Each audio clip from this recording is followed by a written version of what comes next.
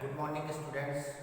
Are के science PG college Karwar के द्वारा संचालित ऑनलाइन क्लासेज में मैं गिरिराज सिंघाटिया आप सभी छात्र छात्राओं का स्वागत करता हूं। आज हम बात कर रहे हैं zoology part first year paper third और यूनिट फर्स्ट। देखते हैं BSc part first year paper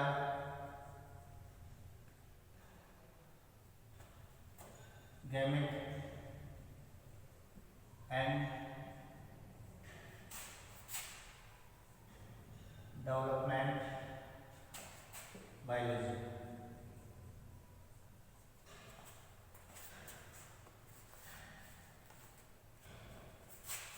इसमें यूनिट फर्स्ट पे चर्चा कर रहे थे हम लोग और इसमें टॉपिक था हमारा फर्टिलाइजेशन।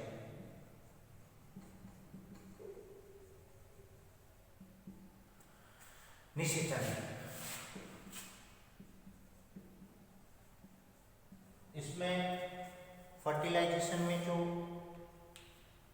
हमारा मेन जो टॉपिक चल रहा था वो था मैकेनिज्म या स्टेप्स ऑफ फर्टिलाइजेशन। इसे मैकेनिज्म कह सकते हैं आप, स्टेप्स ऑफ फर्टिलाइजेशन, ये हमारा टॉपिक चल रहा था। तो सबसे पहले आपको मैंने बता दिया था कि फर्टिलाइजेशन में सबसे पहले ओव्यूलेशन जरूरी होता है, अंडोत्सर्ग जरूरी होता है। और फीमेल्स में अगर ह्यूमन फीमेल्स की बात की जाए तो मेंस्ट्रुअल साइकिल के 14वें दिन पर ओव्यूलेशन होता है और ओव्यूलेशन होने के पश्चात जो अंड होता है वो अंड फैलोपियन ट्यूब में पहुंचता है। इसके लिए आपको ये ध्यान रखना है कि जैसे ही एग वहाँ पर पहुँचता है स्पर्म भी उधर से आ जाते हैं और उनके बीच में फर्टिलाइजेशन का जो प्रोसेस है वो फैलोपियन नलिका में होता है। एनिमल्स की अगर बात की जाती है तो फैलोपियन ट्यूब, अंडवाहिनी, ओविडक्ट जिसे हम बोलते हैं, उसमें फर्टिलाइजेशन का कंप्लीट प्रोसेस पूरा होता है। इसके बाद में स्टेप्स ऑफ फर्टिलाइजेशन में हमारे जो स्टेप्स थे, पहला था approach of sperm. First point था approach of sperm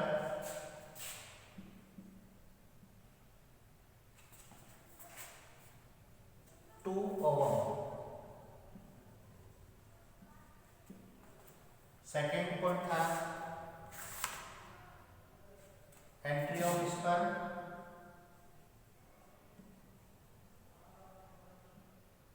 third point था कॉर्टिकल रिएक्शन।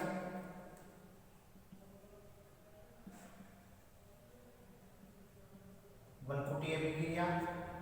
और थर्ड पॉइंट हमारा था fusion of प्रोनिकी।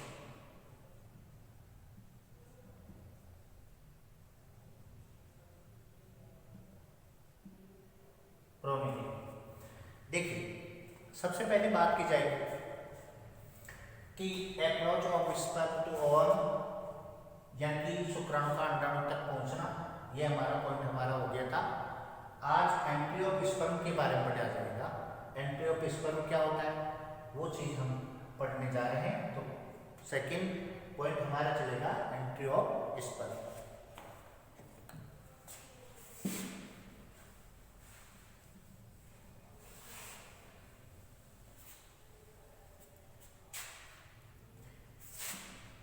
Entry of sperm ये नंबर 2 दूसरी स्टेप्स है फर्टिलाइजेशन में। तो एंट्री ऑफ स्पर्म क्या होता है? देखिए, मैंने सबसे पहले आपको बता दिया था, इसके लिए आपको एक डायग्राम बनाना है। इस डायग्राम में आपको सबसे पहले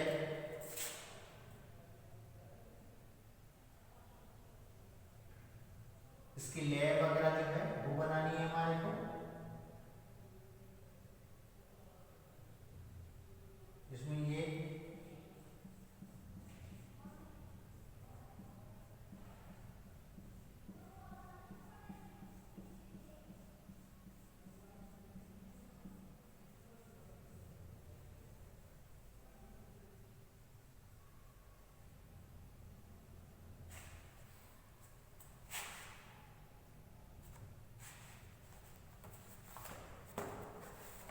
जोना पेलिशिडा,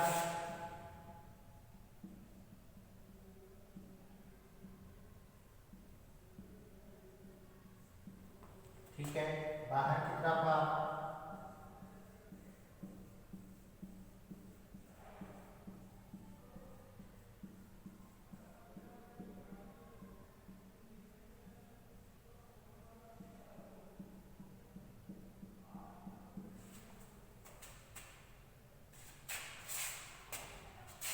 कोरोना रेडिएटा,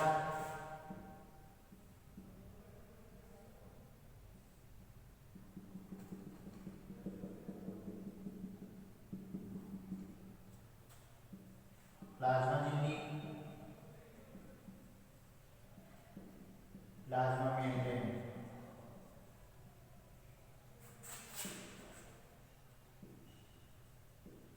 प्लाज्मा मेम्ब्रेन। इसके बाद में ये स्पर्म है,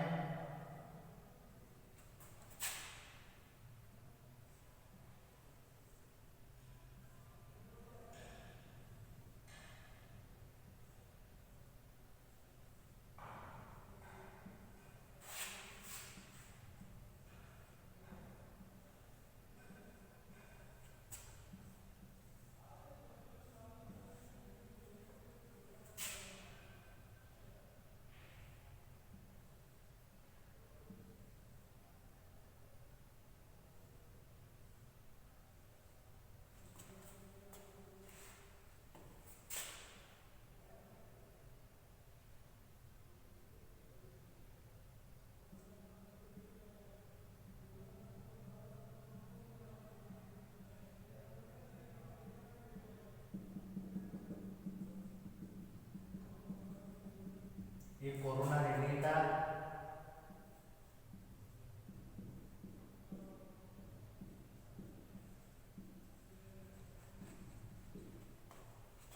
ये स्पर्म की एंट्री, प्रवेश करता हुआ शुक्राणु।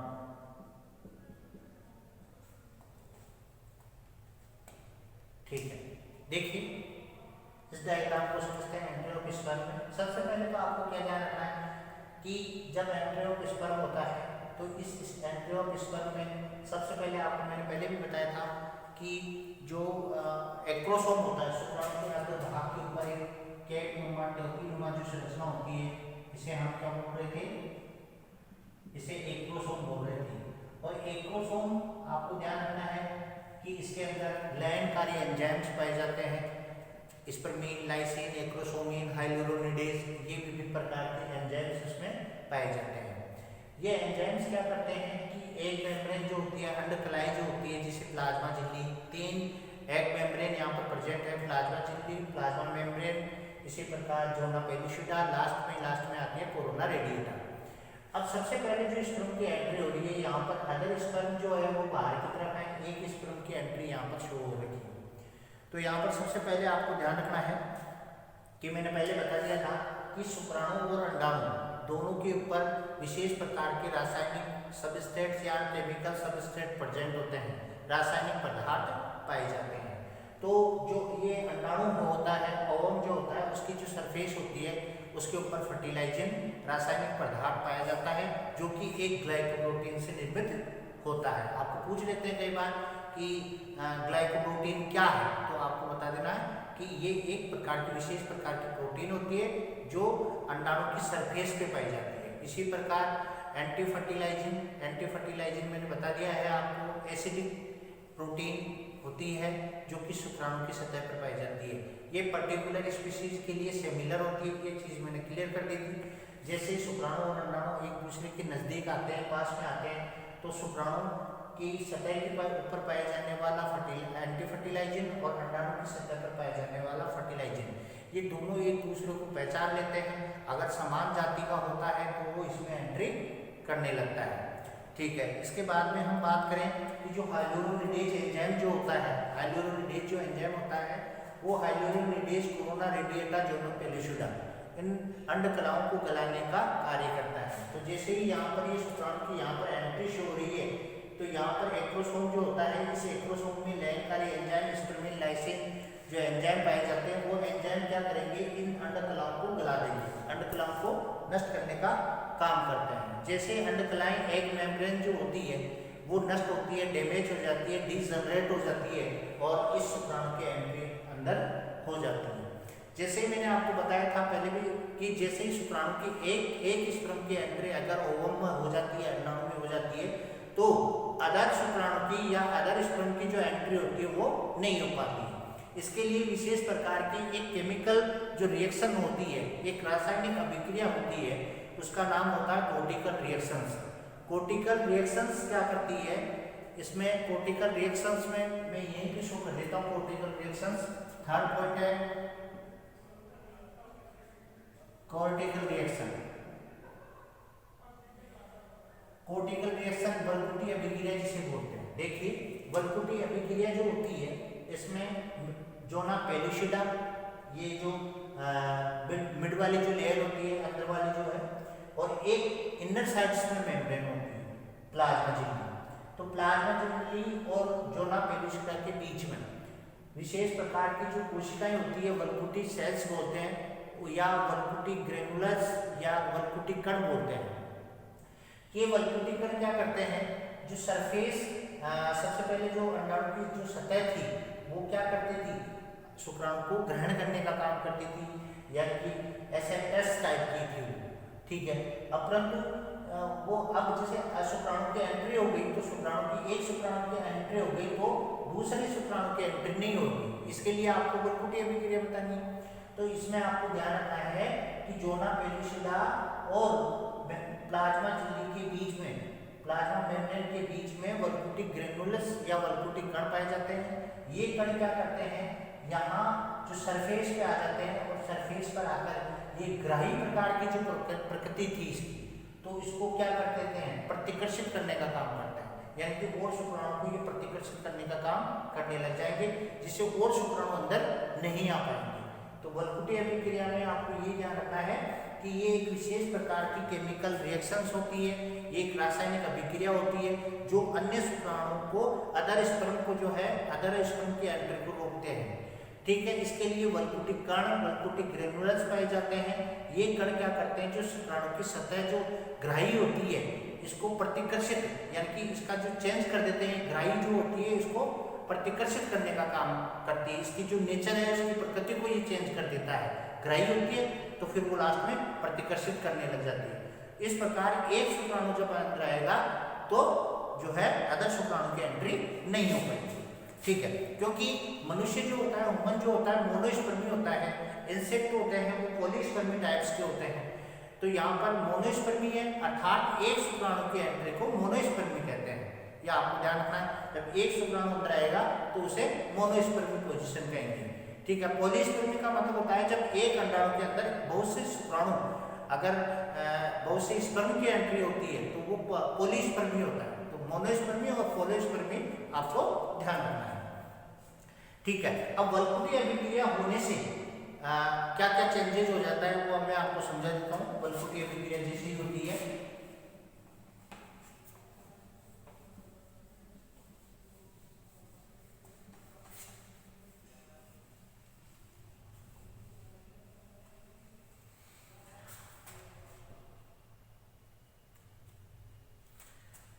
देखिए फर्स्ट वल्कुटी अभिक्रिया,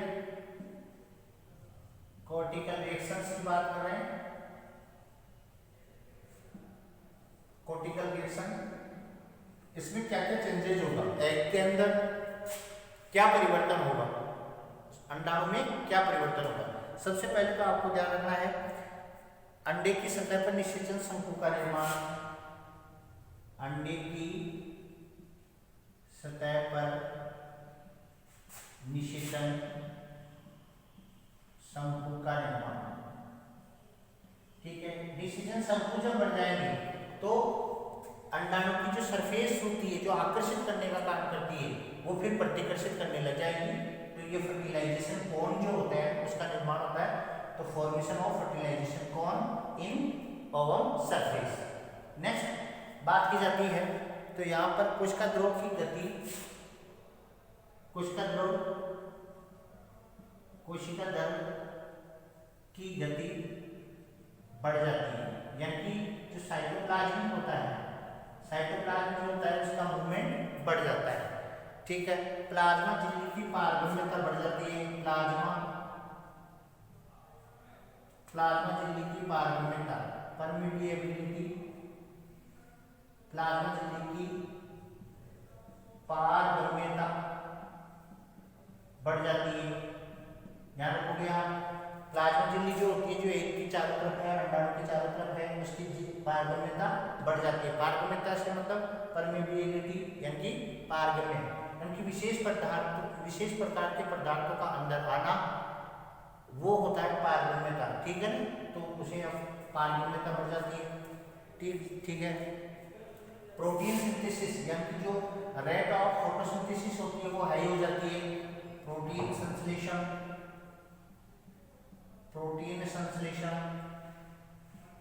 की दर बढ़ जाती है, या आपको क्या करना है, प्रोटीन संश्लेषण की जो रेट ऑफ फोटोसिंथेसिस होती है वो हाई हो जाती है। ठीक है। इसके बाद में बात करें समसूत्री विभाजन प्रारंभ, यानी कि समसूत्री विभाजन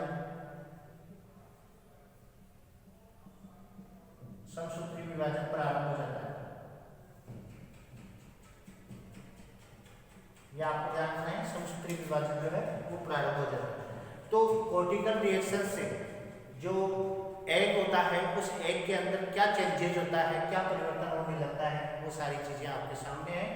तो अंडे की सतह पर निषेचन शंकु का निर्माण होना, ठीक है, कोशिका द्रव की गति का बढ़ जाना है, प्लाज्मा झिल्ली की पारगम्यता का बढ़ना है, प्रोटीन संश्लेषण की जो दर रहती है वो बढ़ जाती है, और समसूत्री विभाजन प्रारंभ हो जाता है, माइटोसिस डिवीजन स्टार्ट हो जाता है।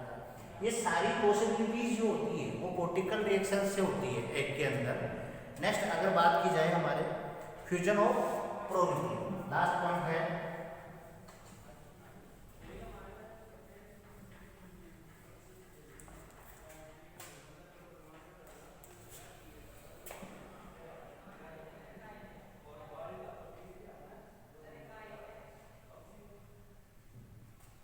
फ्यूजन ऑफ प्राथमिक कैटरकों का संलयन। लास्ट पॉइंट है स्टेप्स में मैकेनिज्म का। इसमें आपको क्या ध्यान रखना है कि जैसे ही शुक्राणु की एंट्री हो जाती है, एक शुक्राणु जैसे अंडाणु में पहुंच जाता है, तो शुक्राणु का जो न्यूक्लियस होता है, स्पर्म न्यूक्लियस, जैसे इसको हम कह सकते हैं स्पर्म न्यूक्लियस, और इसी प्रकार एग न्यूक्लियस या एग न्यूक्लियस लिख सकते हैं इसको,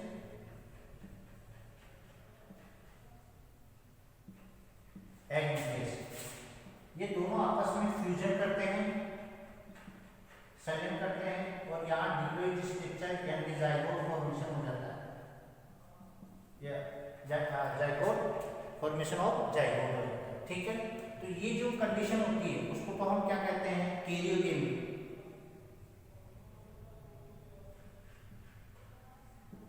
कैरियोगेमी एक होता है, ये मैंने बताया था फर्टिलाइजेशन में 2 स्टेप्स होती है, कैरियोगेमी और साइटोप्लाज्मोगेमी। तो यहाँ पर फिर इसका कोशिका द्रव्य है, इसका कोशिका द्रव्य है, वो भी आपस में मिल जाता है, तो फ्यूजन ऑफ साइटोप्लाज्म लिख सकते हैं इसको, फ्यूजन ऑफ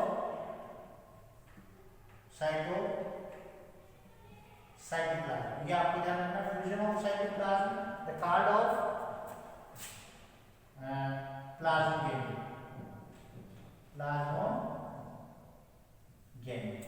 ये आपको ध्यान रखना है। तो यहाँ पर 2 स्टेप्स हो गई, एक तो कैरियोकाइनेसिस भी कंप्लीट हो गया है, और इसी प्रकार एक प्लाज्मोगेमी भी कंप्लीट हो गया है। तो ये आपको ध्यान रखना है, इस प्रकार फ्यूजन ऑफ प्रोन्यूक्लियर होता है। ठीक है, अब आपको ध्यान ये एक विशेष रूप से ध्यान ये रखना है कि जो प्लाज्मोगेमी होता है, उस प्लाज्मोगेमी में विशेष प्रकार की जो सेल्स होती है, यानी कि सेल्स बोल सकते हैं हम लोग, या सेल्स के अलावा हम ये भी कर सकते हैं कि इनमें जो गेमेट्स होते हैं, गेमेट मेल गेमेट और फीमेल गेमेट की आपकी बात हो चुकी है, और मेल गेमेट और फीमेल गेमेट में आपको ध्यान रखना है कि कैरियोगेमी और साइटोगेमी होगा, तब जाकर लास्ट में जाकर फर्टिलाइजेशन का जो पूरा स्टेप्स है वो कंप्लीट हो जाती है। ठीक है, अब इसके बाद में बात करें हम फर्टिलाइजेशन का महत्व या इम्पोर्टेंस ऑफ फर्टिलाइजेशन।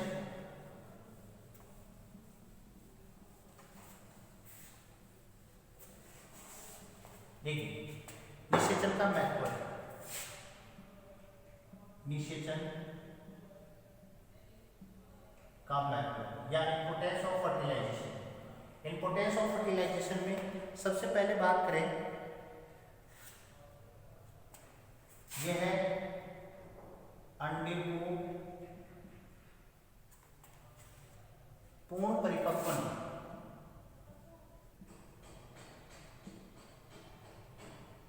के लिए उद्दीपित करता है, स्टिमुलेट करता है। यानी निषेचन क्रिया जब होगी और जब स्पर्म की एंट्री होगी तो उसके लिए ये सबसे ज्यादा इंपॉर्टेंट पॉइंट है कि अंडे को पूर्ण परिपक्वन के लिए उद्दीपित करता है फर्टिलाइजेशन। दूसरा है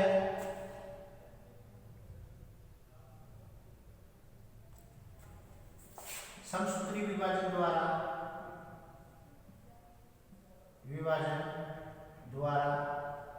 नई संतति निर्माण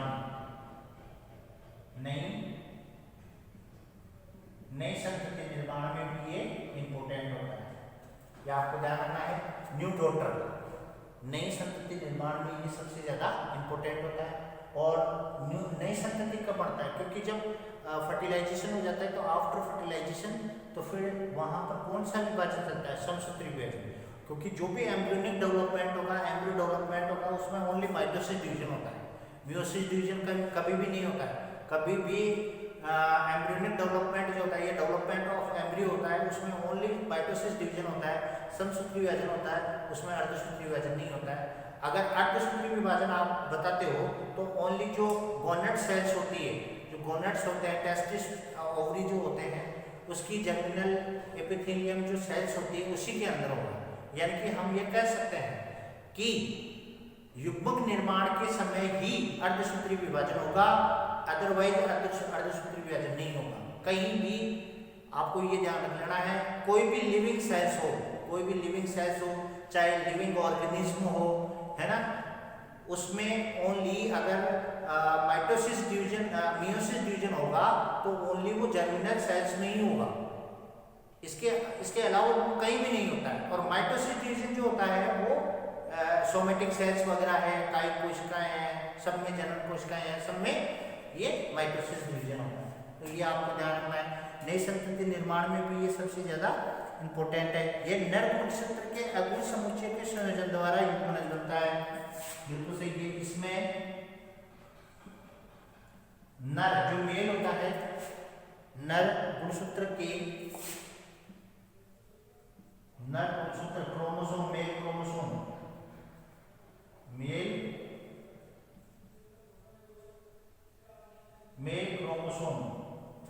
मेल क्रोमोसोम के अगुणित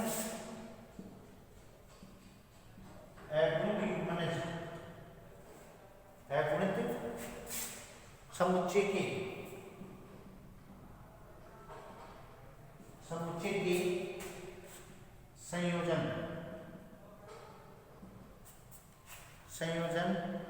द्वारा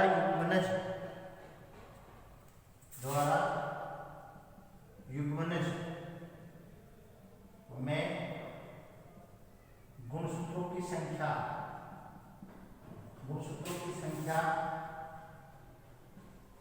46 बनाता है, 46।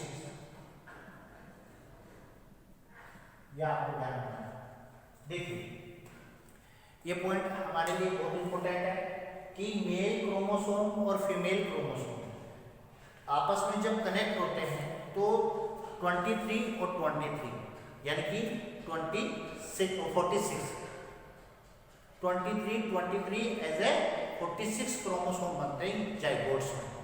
यानी कि जो गैमेट्स होते हैं वो हैप्लॉइड होते हैं, अगुणित होते हैं। और इन अगुणितों में जब इन अगुणितों का आपस में संलयन होता है, फ्यूजन ऑफ गैमेट्स होता है, तो वहां पर ये जब युग्मनज बनता है तो उसमें गुणसूत्रों की संख्या 46 हो जाती है। तो ये पॉइंट उसी के लिए है कि इसमें जो नर गुणसूत्र के अगुणित समुच्चय का मतलब एन हैप्लॉइड, ये अगुणित का मतलब होता है 23, ये होता है मेल क्रोमोसोम। और फीमेल क्रोमोसोम जो होते हैं वो होते हैं 23। अब इनका आपस में अगर फ्यूजन करवा दें तो 46, या आपको ध्यान रखना। तो ये पॉइंट उसके लिए होता है कि 46 होते हैं। ठीक है, इसके बाद में हम बात करें आगे, एक सेक्स डिटर्मिनेशन यानी कि लिंग निर्धारण में,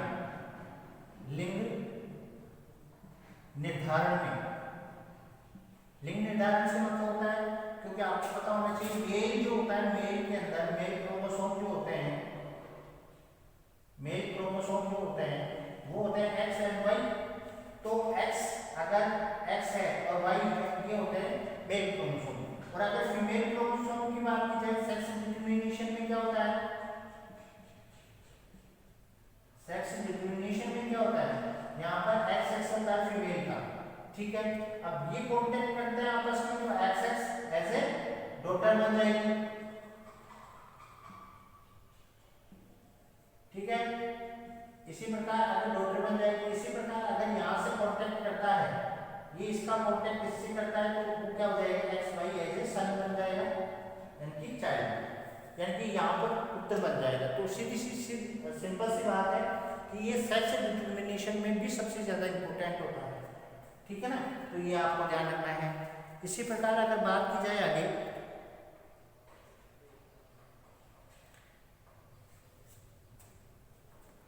इसमें दो पेरेंट्स होते हैं, दो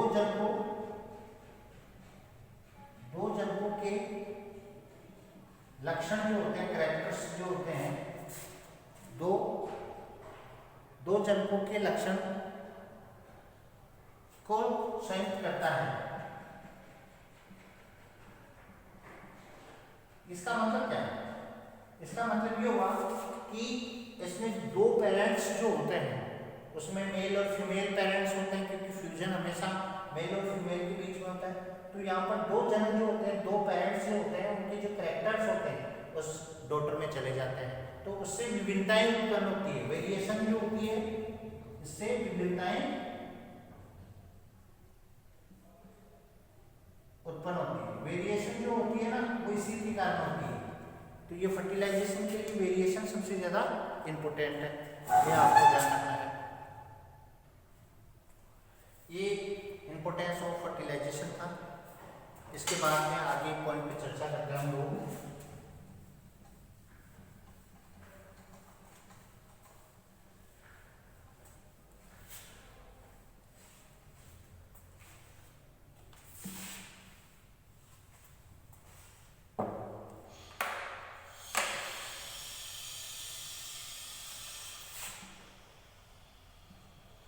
पार्थेनोजेनेसिस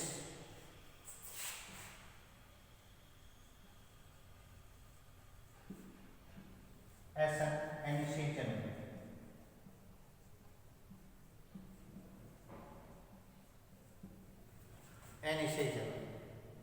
पार्थेनोजेनेसिस एनिसेचन, वर्जिन, इसे वर्जिन बर्थ के नाम से भी जानते हैं, वर्जिन बर्थ के नाम से भी जानते हैं। ठीक है, इसमें देखते हैं क्या होता है। सबसे पहले अगर बात की जाए तो parthenogenesis एनिसेचन virgin birth, Charles bonnet ने इसको डिस्कस किया था, खोज चार्ल्स बोर्नेट। क्रिस्टेशिया जो वर्ग होता है उसके अंदर इसको डिस्कस किया था। इंसेक्टा, क्रिस्टेशिया लिख देते हैं हम लोग, इंसेक्टा, क्रिस्टेशिया, इंसेक्टा, क्रिस्टेशिया एंड रोटिफेरा, इसके अंदर इन्होंने इसकी खोज की थी। इसके बाद में बात करें कि प्राय अंडे का जो निषेचन होता है वो शुक्राणु के द्वारा होता है, ये आपको ध्यान रखना है। इसमें डेफिनेशन क्या देनी है कि यहाँ पर हम ज़्यादातर देखें, परंतु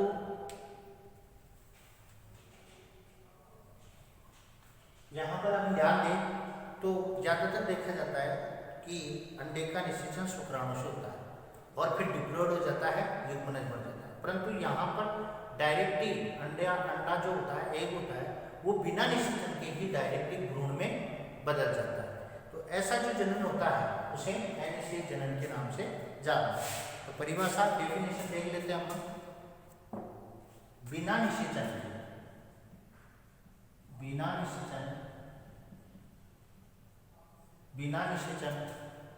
के ही अंडे का परिवर्तन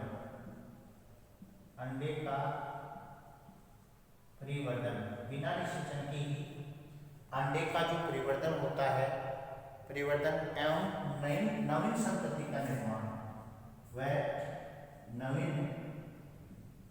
नवीन संतति का निर्माण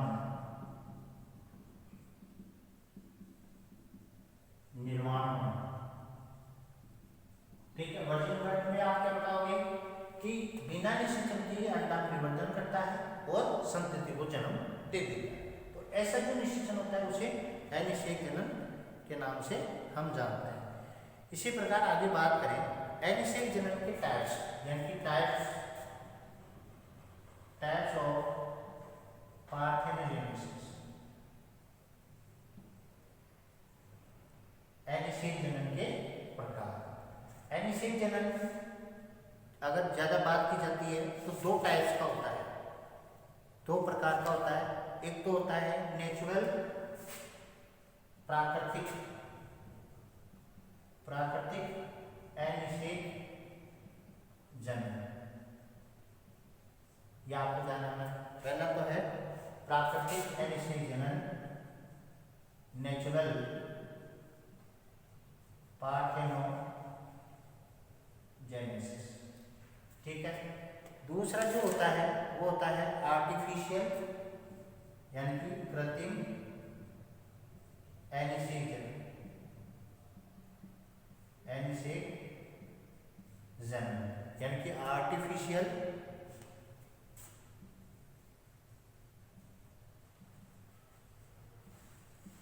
पार्थेनोजेनेसिस, यह आपको ध्यान रखना है। तो सबसे पहले बात करेंगे हम नेचुरल पार्थेनोजेनेसिस या नेचुरल वर्जिन बर्थ, ठीक है। स्टार्ट करते हैं। First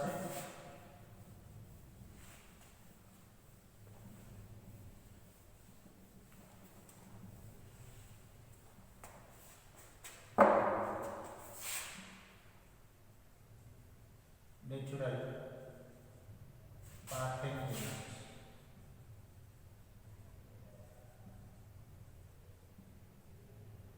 clear?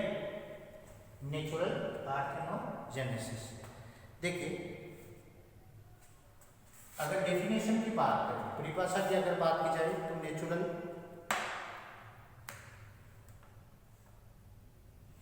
अनिषेक जनन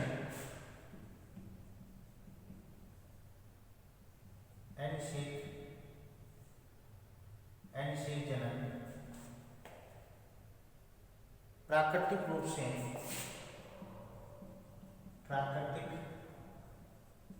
से जीवन चक्र की एक नियमित घटना है, चक्र की एक नियमित घटना है। क्लियर? नियमित घटना के रूप में है। यह दो प्रकार का होता है, यह दो प्रकार का होता है, ठीक है। यह क्या होता है? दो प्रकार का। देखिए, अनिषेक जनन प्राकृतिक रूप से जीवन चक्र की एक नियमित घटना है। यह दो प्रकार से होता है। एक तो होता है कंप्लीट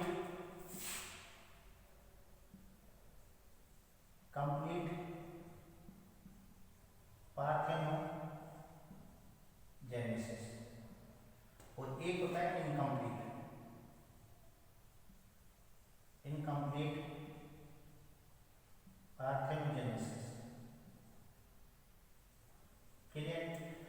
पूर्ण और अपूर्ण। इस पूर्ण अपोन को हम समझते हैं, तो इसके लिए हमारे को एक डायग्राम बनाना है, उसके जरिए हम इस चीज़ को समझ पाएंगे। देखिए कैसे समझेंगे।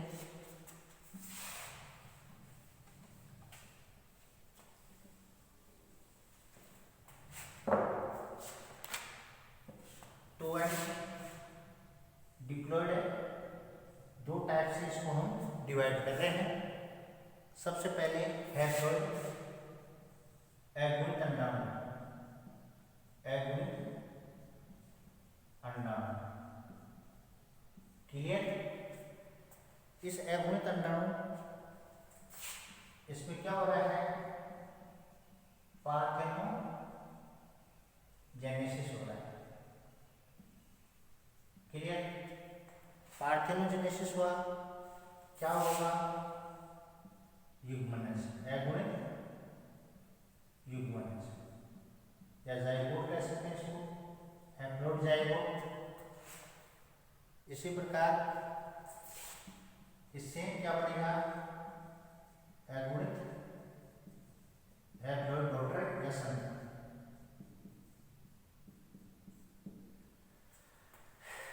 ठीक है, अब ये तो हो गया आपका, यहाँ ओनली जो है ये मेल होगा, फीमेल नहीं होगा, क्योंकि यहाँ पर वर्जिन गर्भ के अंदर यहाँ पर हैप्लॉयड अंडाणु ले रहे हैं, तो ये बनेगा जो सिर्फ मेल बनेगा, फीमेल नहीं बनेगा। फीमेल हमेशा डिप्लॉयड में बनेगा, जैसे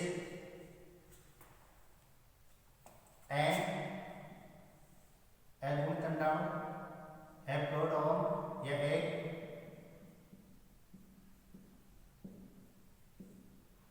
ठीक है।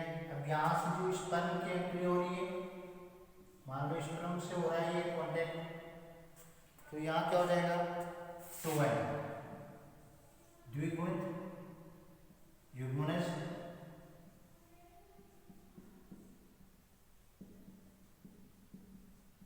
द्विगुणित युग्मनज, तो ये क्या बन जाएगा, माइटोसिस डिवीजन,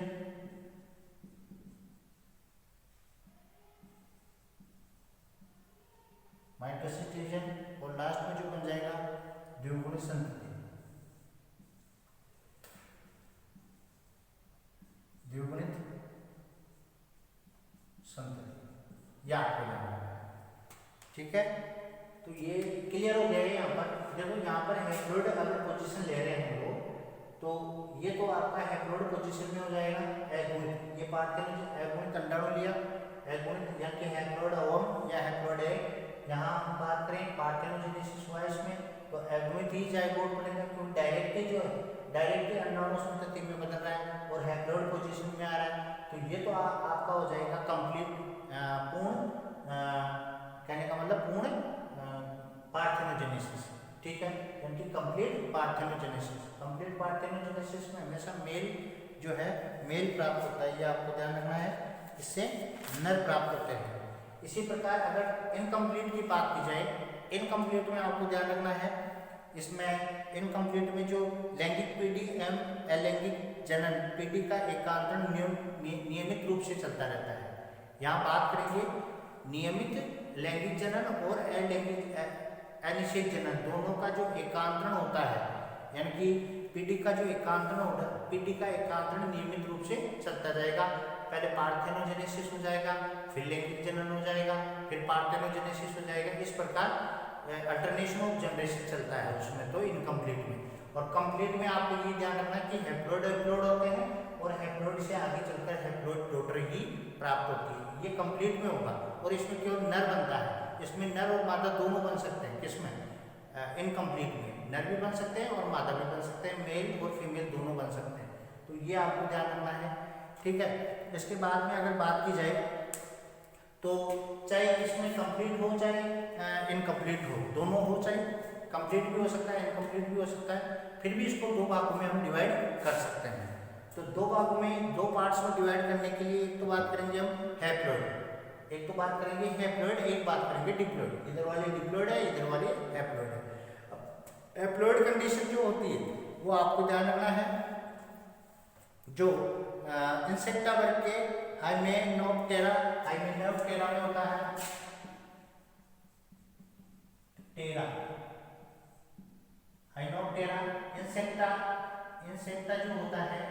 इंसेक्टा वर्ग जो होता है, तो इंसेक्टा वर्ग जो होते हैं उसके हाइनोप्टेरा मधुमक्खी तेतैया इनमें होता है, मधुमक्खी में होता है एनीवी, मधुमक्खी तेतैया इनके अंदर ऐसा होता है। कौन सी कंडीशन? ये वाली कंडीशन, ठीक है ना, यानी कि हैप्लॉइड जो कंडीशन होती है वो इसमें होती है।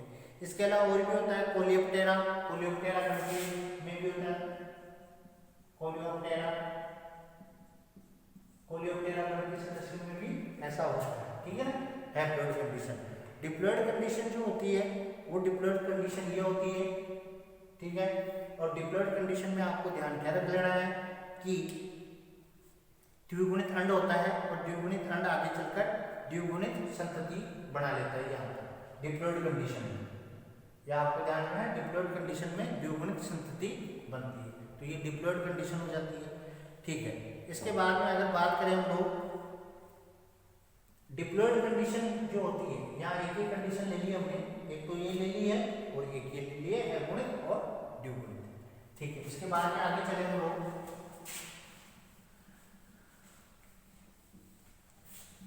देखिए हमने क्या क्या दिया है इसके लिए, क्या क्या पढ़ा हमने। सबसे पहले तो आपने पढ़ा कंप्लीट अकम्प्लीट, यानी कि एक तो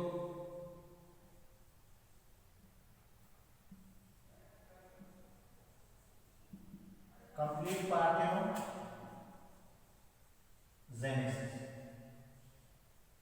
और एक इनकम्प्लीट वाला,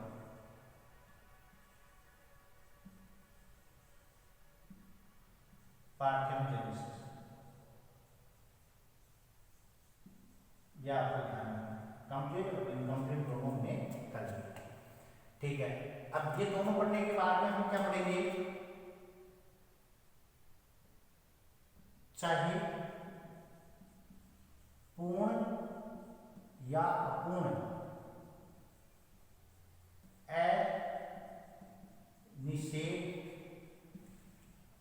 जनन हो, फिर भी इसे दो भागों में बांटा गया है।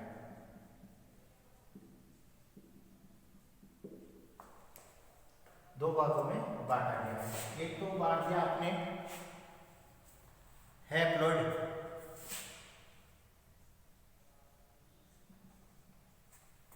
एक तो बांट दिया आपने हैप्लॉइड पार्थेनोजेनेसिस,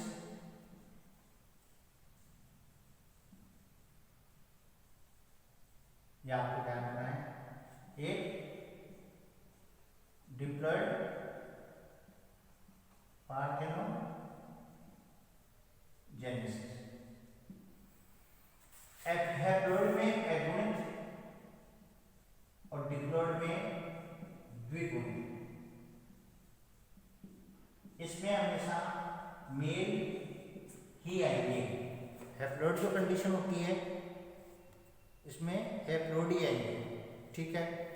द्विगुणित यानी कि इसमें जो फीमेल्स होगी, फीमेल्स जो है वो डिप्लॉइड कंडीशन में आएंगे, द्विगुणित 2n कंडीशन में आएंगे, ठीक है। यह आपको ध्यान रखना है हैप्लॉइड और डिप्लॉइड कंडीशन, ठीक है। इसके बाद में बात करें हम लोग इसको, फिर डिप्लॉइड कंडीशन को फिर दो भागों में बांट दिया, क्योंकि इसमें मेल फीमेल्स भी आएगी और मेल्स भी आएंगे, दोनों आ सकते हैं, इसमें मेल और फीमेल दोनों आएंगे, तो वो डिप्लॉइड कंडीशन होगी। तो इसमें दो कंडीशन हमारे पास आ रही है, एक तो आ रहा है एमियोटिक थैलोटोकी, यानी कि जिसे हम क्या बोलते हैं अर्धसूत्री विभाजन रहित, अर्धसूत्री विभाजन रहित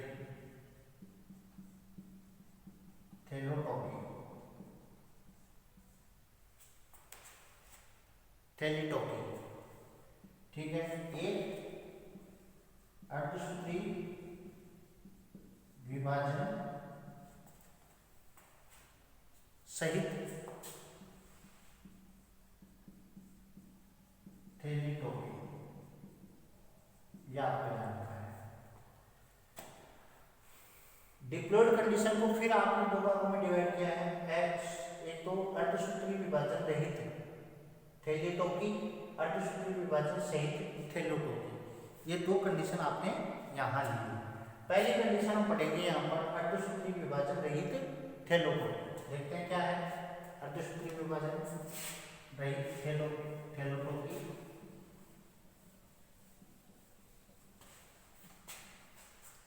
यानी हमें इसे क्या बोल रहे हैं, एमाइटिक या एमाइटिक थैलेटोकी, थैलेटोकी।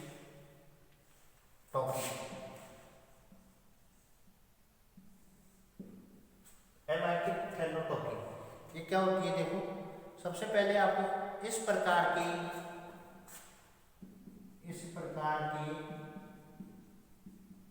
अनिषेक जनन,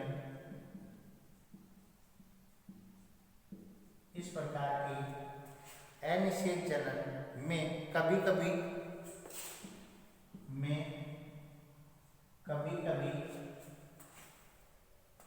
अंडाणु जनन में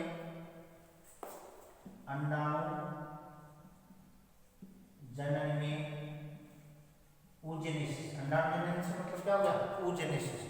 अंडाणु जनन में पहला अर्धसूत्री विभाजन नहीं होता, पहला अर्धसूत्री विभाजन नहीं होता, दूसरा अर्धसूत्री विभाजन होता है, दूसरा अर्धसूत्री विभाजन होता है।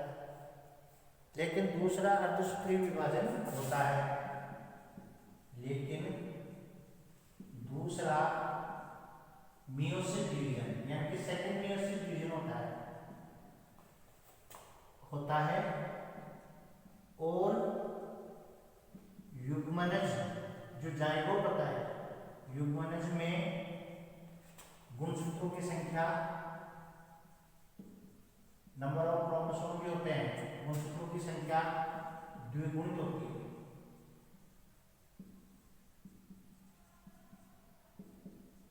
यह आपको ध्यान रखना है,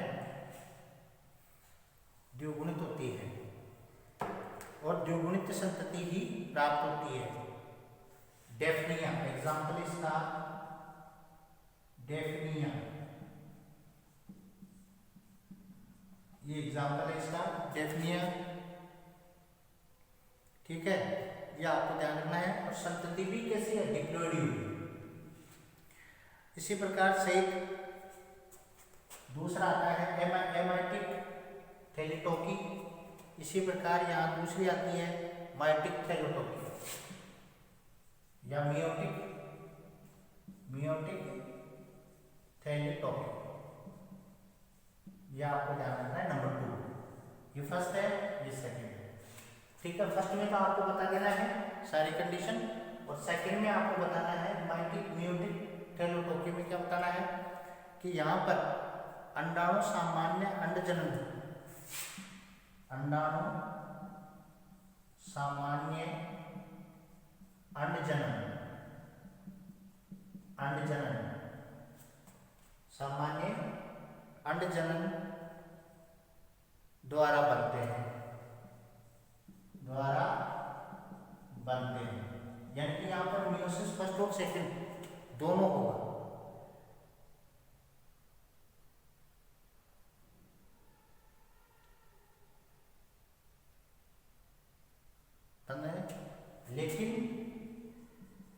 लेकिन गुणसूत्रों की संख्या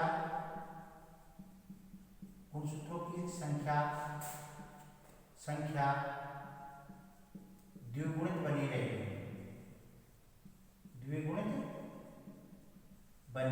यहाँ हैप्लॉइड नहीं होंगी, क्रोमोसोम जो है वो बनी रहेगी, ऐसे लिख देते हैं बनी रहेगी, या आपको ध्यान रखोगे। यहाँ जो क्रोमोसोम होते हैं वो क्या होगी, लेकिन गुणसूत्रों की संख्या कैसी होगी, द्विगुणित होगी। यानी कि होना ये चाहिए था कि मियोसिस में फर्स्ट और सेकंड होने से गुणसूत्रों की संख्या क्या हो जाती है, आधी हो जाती है, परंतु यहाँ गुणसूत्रों की संख्या आधी यानी कि हाफ नहीं होकर सेम टू सेम बनी रहेगी। ऐसा होता है, आपका ध्यान रखना। लेपिडोप्टेरा जो प्राणी है उनमें लेपिडोप्टेरा गण के प्राणी जो होते हैं उसके अंदर ऐसा होता है। कोई एग्जाम्पल ध्यान रखना, मियोटिक थैली टोकी, इसमें नॉर्मल रूप से अनुचलन होगा, ओवम फॉर्मेशन होगा, लेकिन यहाँ नंबर ऑफ क्रोमोसोम जो होंगे वो डिप्लॉयड ही रहेंगे। इसके अंदर आपको थोड़ा सा ध्यान रखना है, इसमें मियोसिस फर्स्ट नहीं होता है और मियोसिस सेकंड होगा और डिप्लॉयड कंडीशन बनी रहेगी, डेफिनेट है इसमें एग्जाम्पल है। लास्ट पॉइंट है आर्टिफिशियल, ये हमारा हो गया है नेचुरल पार्थेनोजेनेसिस। ठीक है, अब आर्टिफिशियल पार्थेनोजेनेसिस पे पॉइंट चलेगा हमारा। नेक्स्ट पॉइंट पे चर्चा की जाए तो आर्टिफिशियल पार्थेनोजेनेसिस के बारे में पढ़ेंगे।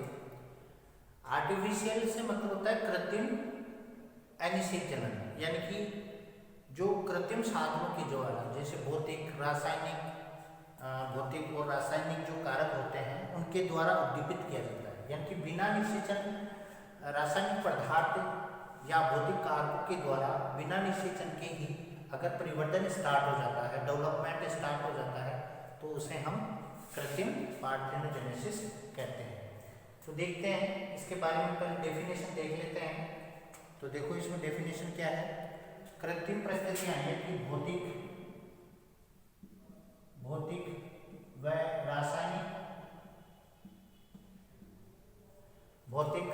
रासायनिक उद्दीपन, स्टिमुलेट जिसे आप बोल सकते हो, उद्दीपन के द्वारा बिना निषेचन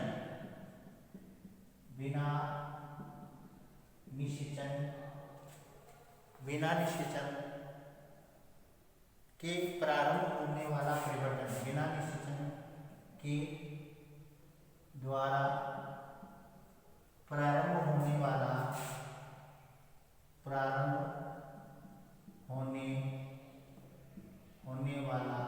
परिवर्तन, डेवलपमेंट जो होता है,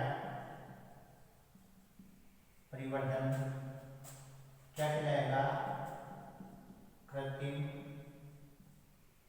वर्जिन बर्थ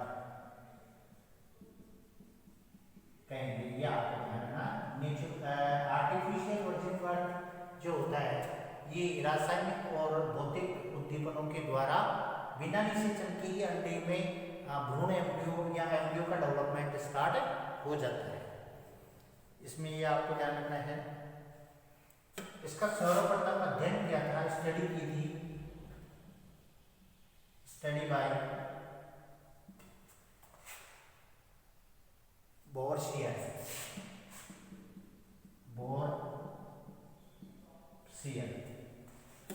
या आपको ध्यान रखना है, बोर्सियर ने की थी, और रेशम कीट के अंडों पर, रेशम कीट के अंडों पर, या आपको ध्यान रखोगे कि यहाँ आर्टिफिशियल पार्थेनोजेनेसिस जो होता है बिना निषेचन के ही जो है भौतिक और रासायनिक उद्दीपन के द्वारा उसमें भ्रूण या एम्ब्रियो डेवलपमेंट होता है, उसका अध्ययन सबसे पहले रेशम कीट के अंडों पर बोर्सियर ने किया था। ये ध्यान रखोगे। इन्होंने क्या किया कि जो रेशम कीट के अंडे होते हैं, ठीक है, उस रेशम कीट के अंडों को उन्होंने धूप में रखा, जिससे उस अंडे के अंदर एम्ब्रियो डेवलपमेंट स्टार्ट हो गया। ये इन्होंने ऐसा किया था, तो ये आपको ध्यान रखना है, रेशम कीट के अंडों को धूप में रखा था, रेशम कीट के अंडों को धूप में रखा था, इन्होंने धूप में रखा, जिससे उसमें डेवलपमेंट या परिवर्तन स्टार्ट हो गया, प्रारंभ हो गया। यह आपको ध्यान रखना है, ऐसा इन्होंने बोर्सियर ने किया था। ठीक है, इसी प्रकार अगर बात की जाए, हम बात करें, अगर अंडों को, अनिषेचित अंडों को अगर मिट्टी में भी रगड़ा जाता है, दूसरी कंडीशन होती है, मिट्टी में रगड़ने से भी क्या हो जाता है, परिवर्तन प्रारंभ हो जाता है, इनमें डेवलपमेंट स्टार्ट हो जाता है, प्रारंभ। ये भी आपको ध्यान रखना है, रेशम या मिट्टी में रगड़ने से भी अनिषेचित अंडे जो होते हैं उसमें जो है, या गंधक का जो पानी होता है, ठीक है, गंधक के पानी में भी डुबाया जाए कि पानी में भी रगड़ कर स्टार्ट हो जाता है परिवर्तन प्रारंभ। या आपको ध्यान रखोगे यहाँ पर क्या कंडीशन है, दूसरी कंडीशन ये आ रही है कि अगर गंधक का पानी भी हम काम में लें और उसमें अगर एग को हम डालें, अनफर्टिलाइज्ड जो एग होता है, अनिषेचित जो अंड होता है, उसको भी हम डालें तो उसमें भी डेवलपमेंट स्टार्ट हो जाता है। यह आपको ध्यान रखोगे। ठीक है, इसी प्रकार लोएब एक साइंटिस्ट थे। लोएब ने भी क्या किया था, एक एक्सपेरिमेंट किया था। लोएब ने सी अर्चिन के जो अंडे थे, सी अर्चिन, लोएब ने सी अर्चिन के अंडे जो थे, इन अंडों को ध्यान रखोगे आप, अधिक सांद्र विलयन में रखा था। अधिक सांद्र विलयन जो होते हैं, सांद्र विलयन में रखा तो उनमें भी डेवलपमेंट स्टार्ट हो जाता है। ठीक है, यह आपको ध्यान रखना है। और लार्वा अवस्था प्राप्त हो गई थी इससे लार्वा अवस्था प्राप्त हुई थी। यह आपको ध्यान रखना है, लार्वा अवस्था प्राप्त हुई थी। ठीक है, ये सारे जो है स्टिमुलेट्स होते हैं, यानी कि केमिकल स्टिमुलेट्स बता सकते हो आप इनको।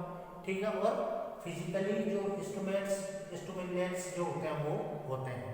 ये चीज़ें आपको दोनों चीज़ें क्लियर करनी है यहाँ पर। भौतिक और रासायनिक पदार्थों के द्वारा भी हम, अब केमिकल वीडियो में हम आपको ध्यान रखना है कौन कौन से लेते हैं। जैसे केमिकल में कैल्शियम,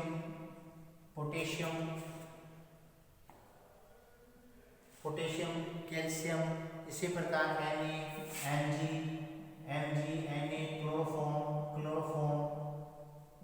क्लोरोफॉर्म, ठीक है। इसी प्रकार क्लोराइड, ब्यूटाइरिक अम्ल, लैक्टिक अम्ल, ब्यूटाइरिक एसिड्स, ये सारे केमिकल हम काम में ले सकते हैं। अगर केमिकल स्टिमुलेंट्स करवाना है या केमिकल रसायनों के द्वारा अगर हमारे को अनफर्टिलाइज्ड ओवम में डेवलपमेंट करवाना है, यानी कि अनिषेचित जो अंड होते हैं, बिना निषेचन अनिषेचित जो अंड होते हैं, अनफर्टिलाइज्ड जो एग होते हैं, अगर उनमें हम रासायनिक केमिकल जो सबस्ट्रेट्स होते हैं, रासायनिक पदार्थों के द्वारा भी हम उसमें जो है कृत्रिम पार्थेनोजेनेसिस उसमें करवा सकते हैं। ठीक है, अब आगे बात करें हम, ये तो हो गया इम्पोर्टेंस। अगर बात की जाए इम्पोर्टेंस की बात की जाए तो आगे देखते हैं हम।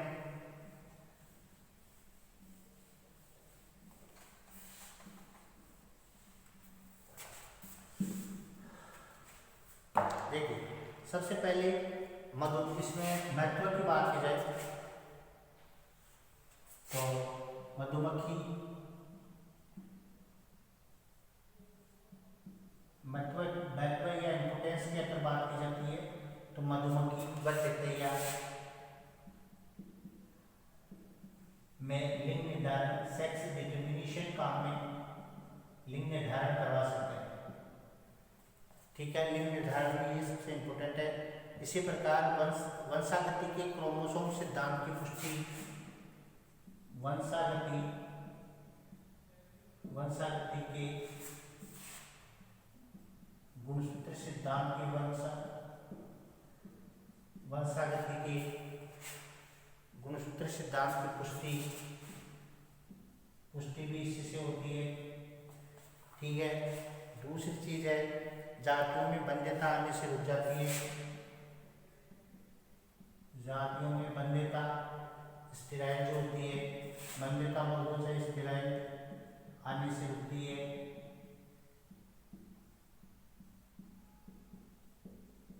ठीक है, वंध्यता आने से भी इसमें रुकती है। हानिकारक उत्परिवर्तनों का विलोपन होता है जीवों में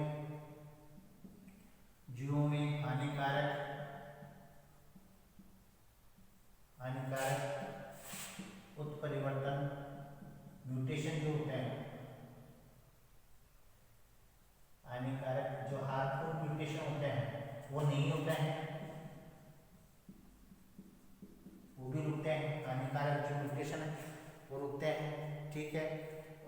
लाभकारी उत्परिवर्तन लक्षणों और लाभकारी उत्परिवर्तन होते हैं जो हमारे लिए जरूरी है। ठीक है, जो जरूरी होते हैं वो यहाँ पर्टिकुलर हो पाता है। तो ये सारी चीजें इंपोर्टेंस में होती है कि मधुमक्खी तैयार में सेक्स डिटर्मिनेशन करवा सकते हो, वंशागति के गुणसूत्र सिद्धांत की पुष्टि भी आप इससे होती है, जातियों में बंध्यता स्थिलाएं जो होती है वो भी रुकती है। इसी प्रकार जो में हार्मोन जो म्यूटेशन होते हैं वो नहीं हो पाते हैं, वो भी रुकते हैं, लाभकारी म्यूटेशन होते हैं और वेरिएशंस जो होता है संततियों में विभिन्नताएं उत्पन्न होती है। ये सारी चीजें जो होती है वो पार्थेनोजेनेसिस या वर्जिन बर्थ में होती है, ये आपको ध्यान रखना है। इस प्रकार हमारा वर्जिन बर्थ वाला जो टॉपिक है वो कंप्लीट होता है। नेक्स्ट टॉपिक पर हम नेक्स्ट वीडियो में चर्चा करेंगे। आज के लिए आपका टॉपिक यहीं खत्म होता है। जय श्री कृष्ण।